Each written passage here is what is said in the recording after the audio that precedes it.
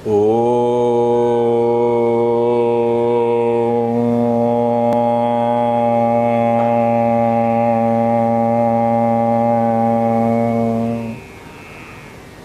ध्यान मूलं गुरुर्मूर्ति पूजा मूलं गुरुर्पदम् मंत्र मूलं गुरुर्वाक्यं मोक्ष मूलं गुरुर्कृपा। ध्यान मूलं गुरुर्मूर्ति आमे ध्यान कहले आमर विश्व प्रति सदा सर्वदा ध्यान रही। विश्व जार लोचन हरई आत्म विद्या ज्ञान अर्थात जार विश्व प्रति सदा सर्वदा दृष्टि बा ध्यान रही बा लोलुपता रही से सदा सर्वदा भगवन्मुखी हो पारे नहीं बा तार ध्यान आउ भल कथा बा महत कथा प्रति न रही सदा सदा से विषय को भजुए विषय को ध्यान दे था किभली भाव में इदं लब्ध्वा मया लब्ध्वा मिमं प्राप्स्य मनोरथम इदमस्ति दमपि मे भविष्यति पुनर्धन भविष्यत अधिक धन प्राप्त हेबी आशा पाश सतेर्बोधा काम क्रोध परायणा इहंते काम भोगार्थान अन्याय अर्थ संचय मु अन्याय भाव में किभली अर्थ संचय करी काम क्रोधर वशवर्ती होता है से व्यक्ति तेणु तार ध्यान सदा सर्वदा जो तीनटा कथा पूर्वधारे कहगला काम क्रोध तथा लोभ त्रिविधं नरकं स्वेदं जो नरकर द्वार आम उपस्थित हो काम क्रोध लोभ द्वारा आच्छन्न हो तार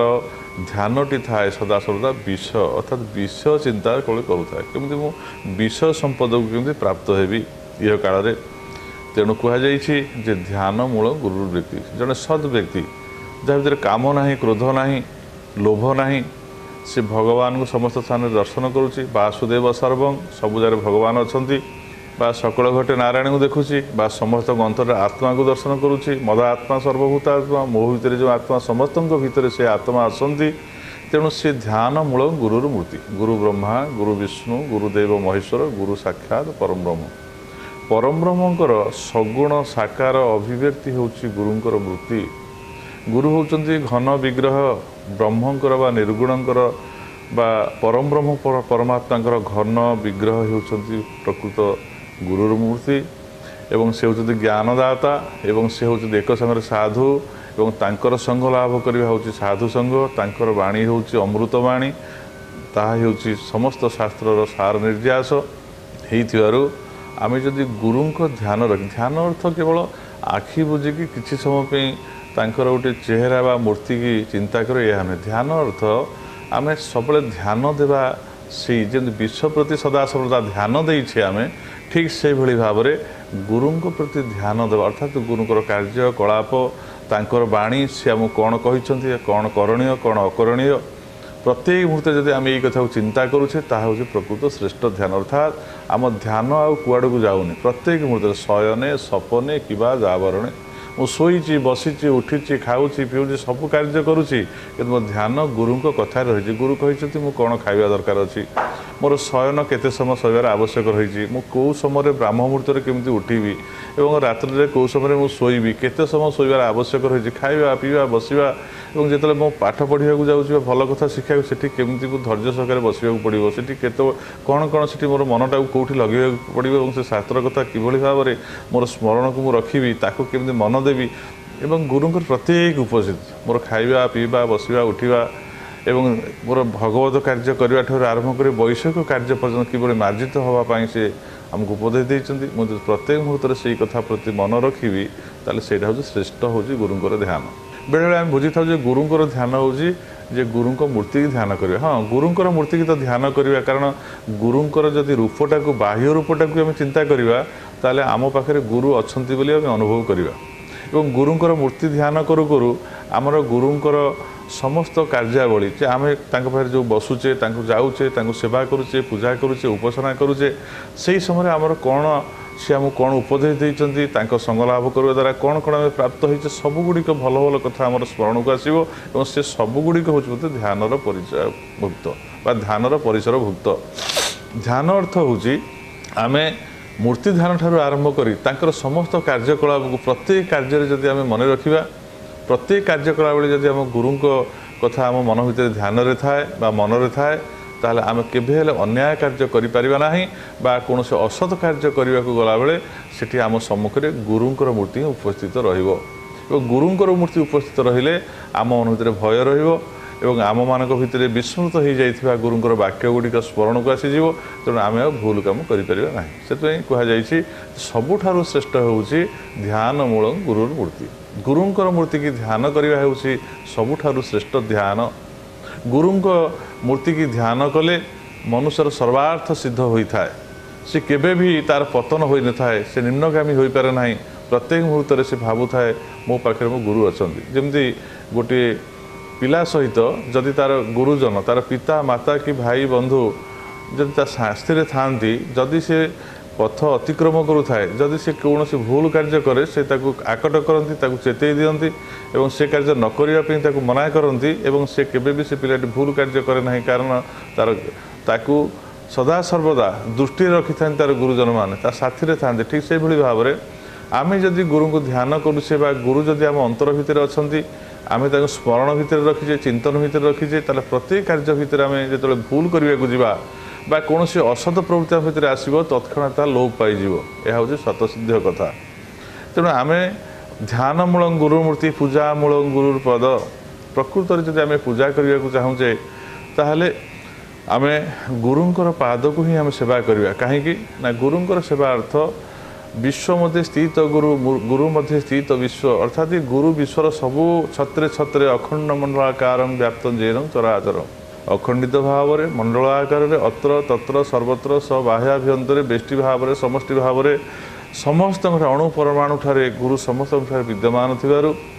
आमे गुरुंकर पद सेवा करवा अर्थात स्थूल भाव में गुरुंकर पद सेवा द्वारा तांको सानिध्य लाभ हुए तांकर दर्शन हुए तांकर स्पर्शन हुए एवं आमे महत व्यक्ति सेवा द्वारा तांको सहित मिसिवा द्वारा बसिवा द्वारा उठिवा द्वारा तांकर समस्त गुणामूली गुड़िक आम पाखु संक्रमित होता है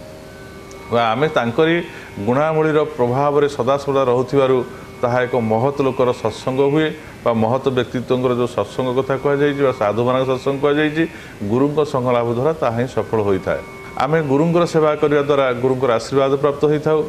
एवं सेठी अनेक समय तांको सेवारे रत रहूथिबारु ताहा होछि प्रकृत भगवान सेवा कारण निर्गुण भगवान बा निराकार भगवान कौन रूपरेख नथिबारु सर्वत्र व्याप्त थिबारु एवं आमे तांको अदर्शन करूथिबारु दर्शन करि पारु नथिबारु देखि पारु नथिबारु बा तांको अनुभव करि पारु नथिबारु तांको पूजा आमे करि पारु नाहु किंतु सेही परम ब्रह्म परमात्मा जेतले आम मानक कृपा करी गुरु रूप में गोटे मनुष्य रूप धारण कर आम पाखु आसती एवं से आम मानक आम दुख सुख को बुझंती एवं आमको जड़े भल मनुष्य होगापी प्रेरणा दियंती आमको साधन मार्ग को आम परिष्कार कर दियंती आम साधना मार्ग को देखा दियंती एवं आमर मार्ग को सहज सुलभ कर दियंती किभली भाव में आम सरल भाव में जीवन यापन करी आमर ये जो मनुष्य जीवन को जो पथरे आम आगे नौचे ताहा कि सुगम हो पार से कथा बा से ज्ञान को से आम दे था एवं अंत काल किभली भाव में भगवान को प्राप्त होगा किभली भाव में भजन भगवत मार्ग तांकर भजन मार्ग साधन मार्ग सबुगुड़िक से परिष्कृत कर दे था एवं आम भीतर समस्त मलिनता अज्ञानता को से दूर कर दे था आमको सहज सुलभ कर दे था आमर जीवनचर्या को तेणु से समस्त पूजा अपेक्षा गुरुंकर पाद सेवा करवा पूजा करवा हूँ सबुठ श्रेष्ठ पूजा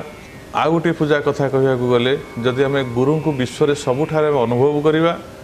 ताहले आमे समस्त पूजा करिपरिबा समस्त भितर से पूजा माध्यम गुरु को मध्य दर्शन करिपरिबा मंत्र मूल गुरुर्वाक्य अर्थात आमे मंत्र ग्रहण कर जप करुचे सी केबे सिद्धि हेब न हेब आमे जानिने ताहा मध्य होछि कृपा सापेक्ष एवं गुरुंकर वाक्य को जदि मंत्र भली जदि ग्रहण करिचे प्रत्येक वाक्य को जदि स्मरण रखीचे मंत्र को जो भाव में सदा सर्वदा जप करने कहुई कौन से मंत्र दीक्षा देला परे गुरु कहती जे तू खाइला बेले शोला बेले बसला बेले पार्टी कथा कहला बेले जप कर अजपा द्वारा तू निश्वास प्रश्वास जप कर मानसिक स्तर जप कर प्रत्येक मुहूर्त तू ये मंत्र को केवल छाड़बुनि सदा सर्वदा तू जप करूँ से भाई मंत्रमूल गुरुर्वाक्य को जब सदा सर्व मन में स्मरण रखीचे भूलिने ताकू मने मने गुणी होचे मते कौन कहते करने ମୁଁ କେଉଁ କେଉଁ ଖରାପ ଗୁଣର ଅଧିକାରୀ ହେଇଛି, ମୋର କ'ଣ ଖାଇବି, କେଉଁ ଖାଦ୍ୟକୁ ଛାଡ଼ିବି, କେଉଁ ଖାଦ୍ୟକୁ ଖାଇବି ନାହିଁ, ମୁଁ କିଭଳି କଥାବାର୍ତ୍ତା କରିବି ଏବଂ କେଉଁ କେଉଁ ଖରାପ କଥା ମୁଁ କହୁଛି ଅନ୍ୟମାନଙ୍କୁ ଦୁଃଖ ଦେଉଛି ତାକୁ ମୁଁ ତ୍ୟାଗ କରିବି, କଠୋର ଭାଷଣକୁ ତ୍ୟାଗ କରିବି, ଭଲ ଗୁଣର ଅଧିକାରୀ ହେବି, ଦମ୍ଭ ଦର୍ପ ଅଭିମାନ କେମିତି ଛାଡ଼ି ଜଣେ ଭଲ ମଣିଷ, ଯେଉଁ ଉପଦେଶ ମୋତେ ଗୁରୁ ଦେଇଛନ୍ତି ମୁଁ ସେଇ ଉପଦେଶ ଗୁଡ଼ିକୁ ଯଦି ମନ୍ତ୍ରବତ ସଦାସର୍ବଦା ମନେ ମନେ ଭଜୁଥାଏ ବା ସ୍ମରଣ କରୁଥାଏ ତାହେଲେ ମୁଁ କେବେ ହେଲେ ଖରାପ ପଥରେ ଗତି କରିପାରିବି ନାହିଁ। ତେଣୁ ସେ କୁହାଯାଇଛି ମନ୍ତ୍ର ମୂଳ ଗୁରୁର ବାକ୍ୟ। ଗୁରୁଙ୍କର ବାକ୍ୟ ହେଉଛି ପ୍ରକୃତ ମନ୍ତ୍ର। ଜଣେ ଯଦି ଗୁରୁଙ୍କ ଠାରୁ ମନ୍ତ୍ର ଗ୍ରହଣ କରି ତାଙ୍କ କଥାକୁ ଅବଜ୍ଞା କରୁଛି ବା ତାଙ୍କର ବାକ୍ୟକୁ ମାନୁନାହିଁ ବା ପାଳନ କରୁନାହିଁ ଜୀବନରେ, ତାହେଲେ ବିଶେଷ କିଛି ଫଳ ଲାଭ ହେବ ନାହିଁ। କିନ୍ତୁ ଜଣେ ଯଦି ଗୁରୁଙ୍କର ବାକ୍ୟକୁ ମନ୍ତ୍ରବତ ପାଳନ କରୁଛି, ଗୁରୁ ଯେଉଁ ଉପଦେଶ ଦେଉଛନ୍ତି ତାକୁ ସଦାସର୍ବଦା ଗୁରୁନିଷ୍ଠ ଭକ୍ତ ତାକୁ ତା କାର୍ଯ୍ୟରେ ଲଗାଉଛି, ତାହେଲେ ନିଶ୍ଚିତ ଭାବରେ ତାର ଇହ କାଳରେ ଅଧଗତି ତ ହେବ ନାହିଁ, ଊର୍ଦ୍ଧ୍ୱଗତି ହେବ।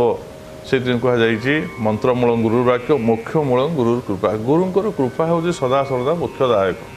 ଆମେ ଯେକୌଣସି କଥା କରୁ, ମନ୍ତ୍ର ଜପ କରୁ, ତନ୍ତ୍ର କରୁ, ଯୋଗ କରୁ, ଜ୍ଞାନ ଲାଭ ଯାହା ବି କରୁନା କାହିଁକି, ଯଦି ଗୁରୁ ତୁଷ୍ଟ ଅଛନ୍ତି, ଆମେ ଯଦି ସେବା କାର୍ପଣ୍ୟ ଦ୍ୱାରା ଯଦି ଗୁରୁଙ୍କୁ ସନ୍ତୁଷ୍ଟ କରିଛେ, ଗୁରୁ ଯଦି ଆମକୁ କୃପା ଅବଲୋକନ କରିଛନ୍ତି, କୃପା ଦୃଷ୍ଟିରେ ଦେଖିଛନ୍ତି, ତାହେଲେ ସମସ୍ତ ସିଦ୍ଧି ହିଁ ଆମର କରତଳଗତ। ଯଦି ଗୁରୁ ଆମ ଉପରେ ତୁଷ୍ଟ ନାହାନ୍ତି, ଆମେ ଯଦି ଗୁରୁ ସେବା ଜୀବନରେ କରିନାହାନ୍ତି, ଗୁରୁମୁଖୀ ହେଇନାହାନ୍ତି, ତାହେଲେ ଆମକୁ ଯେତେ ପ୍ରକାର ସାଧନରେ ରତ ହେଲେ ମଧ୍ୟ ଏ ମାୟା ସଂସାରରେ ଆମମାନଙ୍କର ପତନ ହେବ, ଆମମାନଙ୍କର କେବେ ହେଲେ ଉନ୍ନତି ହେବ ନାହିଁ ଗୁରୁଙ୍କର କୃପା ବିନା। ତେବେ ପରବର୍ତ୍ତୀ ବା ପୂର୍ବବର୍ତ୍ତୀ ଅଧ୍ୟାୟରେ ଆମେମାନେ ସତ୍ସଙ୍ଗ ବିଷୟରେ ଯାହା ଆଲୋଚନା କରୁଥିଲେ, ସେଥିରେ କାମ, କ୍ରୋଧ, ଲୋଭ ତିନିଟା କଥା କୁହାଯାଇଥିଲା ଯେ ଆମମାନଙ୍କର ତିନୋଟି ହେଉଛି ନରକର ଦ୍ୱାର, ତାହା ହେଉଛି କାମ, କ୍ରୋଧ ଆଉ ଲୋଭ। ଯଦି ଆମେ ଆର ବଶବର୍ତ୍ତୀ ହେଇଛେ ତାହେଲେ ଆମର ନରକ ଗତି ହେବ। ଅର୍ଥାତ୍ ଇହ କାଳରେ ଆମେ ସେଇ କ୍ରୋଧର ବଶବର୍ତ୍ତୀ ହେଲେ, ଲୋଭର ବଶବର୍ତ୍ତୀ ହେଲେ, କାମର ବଶବର୍ତ୍ତୀ ହେଲେ ଆମେ ଦୁଃଖ କଷ୍ଟ ପାଇବା, ନିନ୍ଦିତ ହେବା ସମାଜରେ, ଆମର ବୁଦ୍ଧି ମାର୍ଜିତ ହେବ ନାହିଁ, ଆମର ଜ୍ଞାନ ଲୁପ୍ତ ହେବ, ଆମେ ପଥଭ୍ରଷ୍ଟ ହେଇଯିବା। କିନ୍ତୁ ଯଦି ଆମେ ସେଇ ଜ୍ଞାନର ଦୈବ ଜ୍ଞାନର ଅଧିକାରୀ ହେବା, ଲୋଭ ଛାଡ଼ିବା, କାମ ଛାଡ଼ିବା, କ୍ରୋଧ ଛାଡ଼ିବା, ଦମ୍ଭ ଦର୍ପ ଅଭିମାନ ଛାଡ଼ିବା, ତାହେଲେ ଆମେ ଦେବସୁଲଭ ଏଇ ନରତ୍ୱ ଭିତରେ, ଏଇ ମନୁଷ୍ୟତ୍ୱ ଭିତରେ ଦେବତ୍ୱର ପ୍ରତିଷ୍ଠା ହେବ ଏବଂ ଆମେ ସମସ୍ତ ଦେବସୁଲଭ ଗୁଣର ଅଧିକାରୀ ହୋଇପାରିବା। ଏଇ କଥାକୁ ଆମେ ଚିନ୍ତା କରୁଥିଲେ ଏବଂ କାମ, କ୍ରୋଧ, ଲୋଭର ବଶବର୍ତ୍ତୀ ହେଇଥିବା ବ୍ୟକ୍ତିମାନେ ସେମାନେ ଏତେ କ୍ରୂର ହୋଇଥାନ୍ତି ବା ସେ କାମନା ବାସନାକୁ ଚରିତାର୍ଥ କରିବା ପାଇଁ ସେମାନେ ଏଭଳି ଭାବରେ ବ୍ୟାକୁଳ ହୋଇଥାନ୍ତି, ସେ ସମାଜରେ କୌଣସି ନା କୌଣସି ପାପ କାର୍ଯ୍ୟ କରିବାକୁ ପଶ୍ଚାତପଦ ହୁଅନ୍ତି ନାହିଁ। ଆସୁରୀ ଯୋନି ପାପରନା ମୂଢ଼ ଜନ୍ମାନି ଜନ୍ମାନି, ସେମାନେ ସବୁ ସମୟରେ ଏଇ ଲୋଭ କାମ କ୍ରୋଧର ବଶବର୍ତ୍ତୀ ହେଇଥିବାରୁ ଜନ୍ମ ଜନ୍ମାନ୍ତର ପାଇଁ ସେମାନେ ସେଇ ମୂଢ଼ ବ୍ୟକ୍ତିମାନେ ସେ ଆସୁରୀ ଜନ୍ମ ହିଁ ପ୍ରାପ୍ତ ହୋଇଥାନ୍ତି। ଅର୍ଥାତ୍ ଏଠି ତ ମନୁଷ୍ୟ ଶରୀର ଧାରଣ କରିକିରି ବୁଦ୍ଧି ବିବେକ ଜ୍ଞାନ ଥାଇକି ସେମାନେ ଏଭଳି ଭାବରେ କ୍ରୂରତା ଆଚରଣ କଲେ ଏବଂ ସେମାନେ କାମ, କ୍ରୋଧ, ଲୋଭର ବଶବର୍ତ୍ତୀ ହେଇ ଅସୁର ଭଳି ଜୀବନଯାପନ କଲେ। ମୃତ୍ୟୁ ପରେ ମଧ୍ୟ ସେଇ ଗୁଣର ଅଧିକୃତ ହୋଇଥିବାରୁ ସେଇ ଭାବରେ ଭାବିତ ହୋଇ ସେମାନେ ନାନାଦି ଅସୁର ଯୋନିକି ପ୍ରାପ୍ତ ହେବେ। ଯେଭଳି ଭାବରେ ବାଘ, ଭାଲୁ ଏବଂ କୌଣସି ମନୁଷ୍ୟ ଅତ୍ୟନ୍ତ କ୍ରୂର ବ୍ୟକ୍ତି ଏବଂ ଚଣ୍ଡାଳ, ଅସୁର, ରାକ୍ଷସ, ହିଂସ ପ୍ରାଣୀମାନେ ଯେଭଳି ଭାବରେ ଜଙ୍ଗଲରେ ବାସ କରୁଛନ୍ତି, କେବଳ ସେଇଭଳି ଭାବରେ ପ୍ରାଣୀମାନଙ୍କର ଯୋନିରେ ସେମାନେ ଜନ୍ମ ହେବେ ଏବଂ ସେମାନେ କୀଟ ପତଙ୍ଗ, ସ୍ଥାବର, ତିର୍ଯ୍ୟକ ଯୋନି ଆଦି ପ୍ରାପ୍ତ ହେବେ ଏବଂ ସେମାନଙ୍କର ଅଧପତନ ହେବ, ଅଧଗତି ହେବ, ସେମାନେ ଊର୍ଦ୍ଧ୍ୱଗାମୀ ହୋଇପାରିବେ ନାହିଁ। ବାରମ୍ବାର ଏ ଅସୁର ଯୋନିରେ ଜନ୍ମ ହେବା ଦ୍ୱାରା ସେମାନେ ଜନ୍ମ ଜନ୍ମାନ୍ତର ପାଇଁ କେବଳ ମୂଢ଼ ହୋଇକି ରହିବେ, ଆଉ ତାଙ୍କ ଭିତରେ ବୁଦ୍ଧି ବିବେକ ଜ୍ଞାନ ଉଦୟ ହେବ ନାହିଁ। ଏହାଠାରୁ ଭଳି ଆଉ ଦୁଃଖଦାୟକ କ'ଣ ହୋଇପାରେ? ତେଣୁ ଏ ମନୁଷ୍ୟ ଜନ୍ମ ହେଉଛି ଅତ୍ୟନ୍ତ ଦୁର୍ଲଭ, ଆକୁ ପ୍ରତ୍ୟେକ ମୁହୂର୍ତ୍ତରେ ବିନିଯୋଗ କରିବାର ଅଛି। ଏ କଥା ଆଲୋଚନା କରାସାରିଥିଲା ଏବଂ ସେଇ ଆସୁରୀ ଯୋନି ସମ୍ପନ୍ନ ମୂଢ଼ ବ୍ୟକ୍ତିମାନେ ଆଉ କ'ଣ କରନ୍ତି ନା ତାନ୍ୟହଂ ଦିଶତ୍ କୁରାନ୍ ସଂସାରେଷୁ ନରାଧମାନ୍ କ୍ଷିପାମ୍ୟ ଯସ୍ର ବସୁଭାନ୍ ଆସୁରୀଂ ସବୁ ଯୋନିଷୁ। ସେଇ ଦେଶ କରୁଥିବା ପାପାଚାରୀ ଓ କ୍ରୂର କର୍ମା ନରାଧମମାନଙ୍କୁ ଭଗବାନ କହୁଛନ୍ତି ମୁଁ ସଂସାରରେ ବାରମ୍ବାର ଆସୁରୀ ଯୋନିରେ ହିଁ ନିକ୍ଷେପ କରେ। ଅର୍ଥାତ୍ ସେମାନେ ତ ତାଙ୍କର ଗୁଣ ସ୍ୱଭାବରୁ ଆସୁରୀ ଯୋନିକୁ ପ୍ରାପ୍ତ ହୁଅନ୍ତି, କିନ୍ତୁ ଭଗବାନ ତାଙ୍କୁ ନିଜେ ବାରମ୍ବାର ଆସୁରୀ ଯୋନି ନିକ୍ଷେପ କରନ୍ତି। ଏଇଟା ହେଉଛି ଭଗବାନଙ୍କର ତାଙ୍କ ପାଇଁ ବିପରୀତ ଭାବ, ଅର୍ଥାତ୍ ଆଶୀର୍ବାଦ ନୁହେଁ, ଅଭିଶାପ ସଦୃଶ ହେଇଯାଏ। କାରଣ ଯେହେତୁ ଭଗବାନ ସମସ୍ତଙ୍କ ଠାରେ ଅଛନ୍ତି आमे जदि काम क्रोध लोभରେ जर्जरित हवा दंभ दर्प अभिमान आसुरी गुण जर्जरित हवा एवं सेही स्वभाव द्वारा अन्य मानकर अनिष्ट करवा अन्य को ताले दुख देवा ताहले आमे परोक्ष भाव बा प्रत्यक्ष भाव बुझी न पारी प्रकृत भगवान को ही दंड दौ थाउ आमे प्रकृत भगवान को ही दुख देउ था कारण समस्त भगवान अच्छा से भगवान कहते मुझे कौन करे ना तान्यहं दिशत क्रूरान संसारेषु नराधमान क्षिप्याम्य अजस्र मु अजस्र अजस्र बार से असुरी जोनि रे क्षेपण करे अर्थात से प्राप्त कराए और से ऊर्ध्वगामी हो पारती ना देखो कि दुखदायक आम गोटे मनुष्य जोनि दिगला आम मनुष्य जन्म पाइले किंतु ताकू आम खराब भाव व्यवहार करी बा भूल पथरे आम निजको परिचालित करी आज आम निज जीवन को नष्ट करदेले आमको जो सुजोग दि जाइए मनुष्य जन्म लाभ करी गोटे भल मनुष्य होगापाई आम ये माने सम्मान अधिकारी होता प्रिय भाजन हो पारि था आम मान्यगण्य व्यक्ति हो पारि था आम अन्य मान प्रिय भाजन होन्य मान भल दृष्टि देखी पारि था आम दुनिया रे शांतिर प्रतिष्ठा करता निज भर शांतिर प्रतिष्ठा करता ये समस्त गुण आम भितर थी आम काम क्रोध लोभ मोहर बशवर्ती हो आज ये क्रूरता हो गले एत निजक समय को नष्ट करदे ता पछरे आम जाई आज मृत्यु समय उपस्थित हो गला आउ से प्रवृत्ति मोर नष्ट है ना तेणु से प्रवृत्ति फल से जो गुणगुड़िक मो भर था से स्वभाव द्वारा मत भगवान बारंबार कहते जे क्षिप्याम्य जस्र वसुहा नासुरी स्वजोनिषु मत से असुरी जोनि नहीं क्षेपण कर मुआ ऊर्ध्वगामी हो पारि ना आमको सावधान रहा पड़ो आज सत्संग आम जहाँ शुणिले यह हूँ अत्यंत दुखदायक विषय आज हजार हजार मनुष्य केते कष्ट मनुष्य जीवन लाभ कर सारा पर आज से असुर जोनि बा फेर निम्न जोनि प्राप्त होगा पड़ुछि यहाँ दुख आउ कौन हो पारे तेणु यही दुखरू आम मैंने रक्षा पाइबा हेले आमको निश्चिंत भाव में आसतु आम सत्संग बसिबा सत्संग ग्रहण करवा एवं जीवनचर्या आम कुसंग को त्याग करवा एवं आम भल गुण केवल अधिकारी हवा आम सद्गुरु प्राप्त होगा आम सद्गुरु को खोजा तांको प्राप्त होगा एवं जदि सद्गुरु मिली नाहंती ताहले जहाँ शास्त्र अच्छी आम से शास्त्र को पाठ करवा एवं सत्संग द्वारा उपदेश प्राप्त होई आम निज जीवन को परिचालित करवा एवं धीरे धीरे भगवान को कृपा हेले आमको गुरु प्राप्त हेबे एवं आम गुरु प्राप्त हेले तांकर कृपा बल मोक्ष प्राप्त हो पारिबा यह ही आम मनुष्य जीवन परम पराकाष्ठा चरम पराकाष्ठा कहले अत्युक्ति हेब नाही एवं सेठी भगवान कहते एतेरे विमुक्त कौंतेय तम द्वारे स्त्री भी नरह आचरित्यात्मनात्मान श्रेय तत्व जाति परांगतिम अर्थात आचरित्यात्मन अर्थात एतेर विमुक्त कौंतेय ये जो काम क्रोध लोभ मोहर आम बशवर्ती आम जब एथुरु विमुक्त हो जावा नरक ही तीन द्वार जदि मुक्त हो जावा पुरुष निजर कल्याण ही साधन करा से परम गति प्राप्त हो पार एवं से मते ही परम गति सब मते ही प्राप्त हो भगवान कहते मुझे एथुरु सब मुक्त हो दंभ दर्प अभिमान क्रोध पारुष्य एवं जहाँ आमर सब अच्छी जे जो काम क्रोध लोभ जो नरक द्वार सब अच्छी बा नरकगामी कराई पारिबा भलिया जो गुण गुड़िक आम भर अच्छी जो गुण द्वारा नरक को जावा नरकगामी हवा मुझे से विमुक्त करी निजुक अर्थात मुझे से मुक्त हो से स्वभाव गुण सब छाड़देवी ताल भगवान कहते जे से श्रेय बा श्रेष्ठ भाव में परम गति भाव में इह काल निजे सुख शांति जीवन यापन कर अन्य प्रिय भाजन हो अन्य आदर्श हो पर काल से मते ही परम गति भाव में चरम गति भाव से मते ही केवल प्राप्त हो तेणु ये भगवान गोटे चरम बाणी शुणेले जे एतेर विमुक्त कौंतेय तम द्वारे स्त्री भी नरह आचरित्यात्मनात्मान श्रेयस्तत्व जाति परांगतिम नरक ही तीन द्वार मुक्त होता पुरुष निजर कल्याण आचरण करती एता द्वारा से परम गति पाती अर्थात मते ही केवल प्राप्त होता मो छड़ा से क्या प्राप्त हे तो परम गति कहले तो भगवान को प्राप्त हो ना आउ जो मैंने भगवान को थे प्राप्त होइजिबे सेमानकर पतन हेब ना से निम्नगामी हेबे ना भगवान को प्राप्त होता व्यक्ति माने से निम्न गति हो कारण थे भगवान कहते जे अव्यक्त अक्षर इत्युक्त तमाहुं परमांगति जंग प्राप्य न निवर्तन्ते तधाम परमं मम पुनराय भगवान कहते जे न तद भासयते सूर्य न शशांक न पावक जद गत्वा न निवर्तन्ते तधाम परमं मम मोर हूँ ता परम धाम तुम परम गति स्वरूप तो मते प्राप्ति हम एवं मते प्राप्ति हेले मोर हूँ ताहा परम धाम जो धाम को गले ताहा हूँ अमृतमय धाम सेठी मृत्यु नाही सेठारे चीर यौवन सेठारे चीर अमृतमय सेठी केवल चीर सुख विराजमान करुच्ची चीर आनंददायक तेणु आम से धाम को थे प्राप्त हेले आम बारंबार आह संसार को आसवा ना एवं ये जो दुख सब रही बा जो कुप्रवृत्ति रही आम प्राप्त हवा ना आम देवत्व प्राप्त हवा भगवान को प्राप्त हवा आम ब्रह्म हवा आम आत्मा बोली निजक बुझीपर एवं भगवान सहित सामिल हवा एवं सेठी भगवान को प्राप्त हेले आमर समस्त दुख क्लेश जन्म जन्मांतर जो दुख क्लेश रही आम विनाश करी आम मुक्ति पथ को परिष्कार करने सहित जीवन मुक्त होगा एवं परिशेष से आनंदकंद भगवान को प्राप्त हो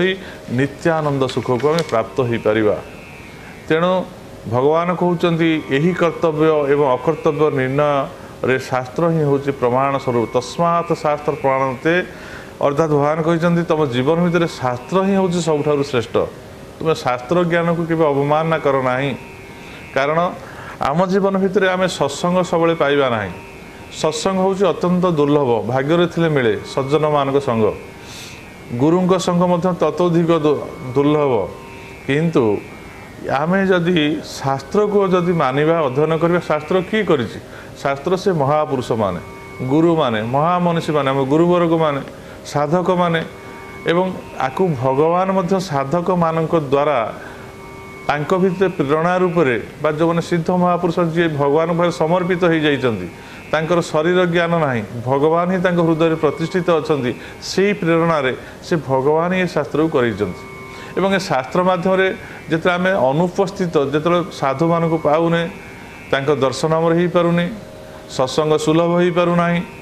भगवान को आम देखने जानूने प्रत्येक विषय आम जब प्रमाण चाहिए जानवा को चाहिए ताहले शास्त्र ही हूँ आम प्रकृत प्रमाण स्वरूप एवं भगवान से तांकर मुख निसृत भाव से बाणी गुड़ी को आम लिपिबद्ध कर महापुरुष माने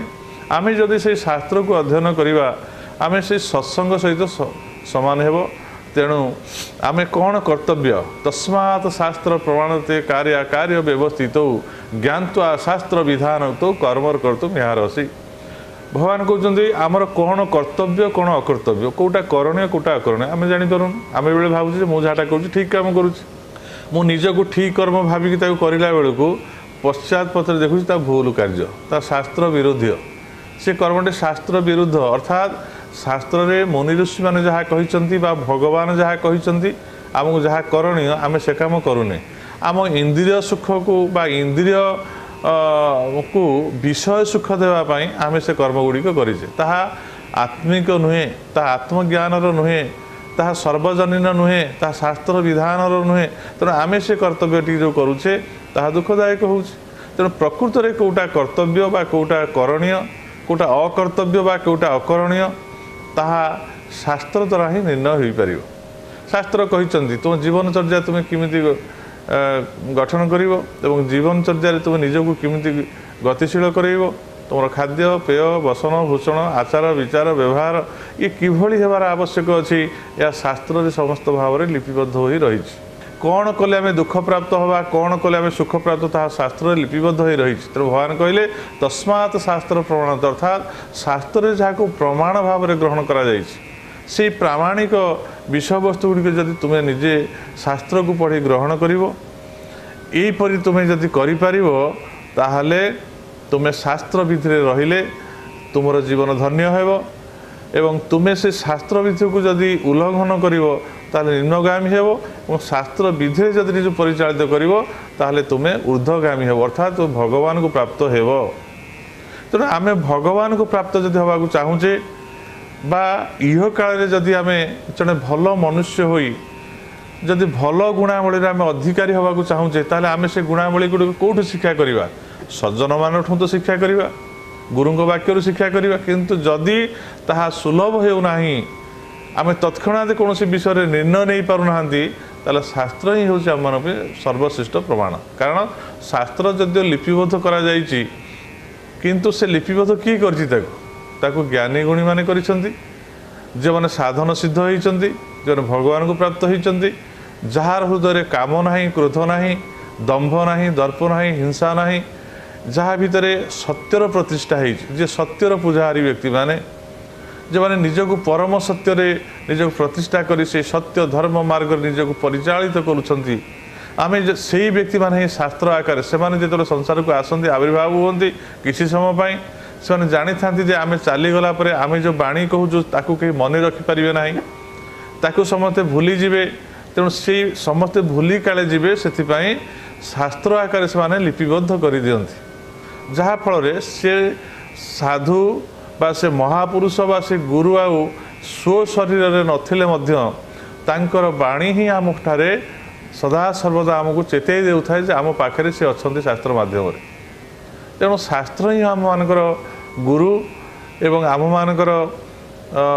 शास्त्र जो वचन ता हूँ गुरुंकर बाणी एवं बा भगवानकर बाणी एवं शास्त्र जो कार्य करने ताहा ही हूँ आम प्रकृत करणीय आज समय हो जाइए यही कथा सहित आज ये आम बाणी की विश्राम देवा आगामी प्रातः 7 घटिकार पुनः सत्संग आरंभ करा लोका समस्ता सुखिन भवन्तु। ओम शांति ओम शांति ओम शांति।